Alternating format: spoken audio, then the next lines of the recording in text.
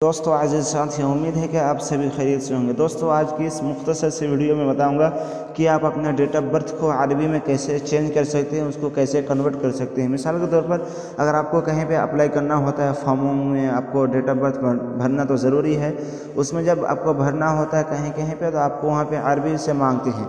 तो अरबी उसको चेंज करने के लिए सबसे पहले आपको गूगल में आना है। गूगल में आने के बाद यहाँ पे आपको सिंपली अपना जो भी डेट ऑफ बर्थ है यहाँ पे आपको दे देना है।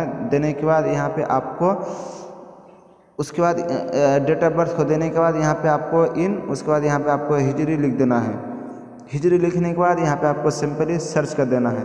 सर्च करने के बाद देखिए यहाँ पे जो भी आपका डेट ऑफ बर्थ है यहाँ पे अरबी में कन्वर्ट हो चुका है। तो देख सकते हैं यहाँ पे 26 रबीउल अव्वल है, यहाँ पे 1429 हिजरी है और देखिए यहाँ पे 1 अप्रैल 2008 है और यहाँ पे भी आप देख सकते हैं आपके डेट ऑफ बर्थ को। तो इसी तरीके से आप मुख्तसर वक्त से आप कर सकते हैं। अगर आप हमारे इस चैनल को सब्सक्राइब नहीं किया तो चैनल को सब्सक्राइब कर दें और आप इस वीडियो को ज़्यादा से ज़्यादा शेयर कर दें।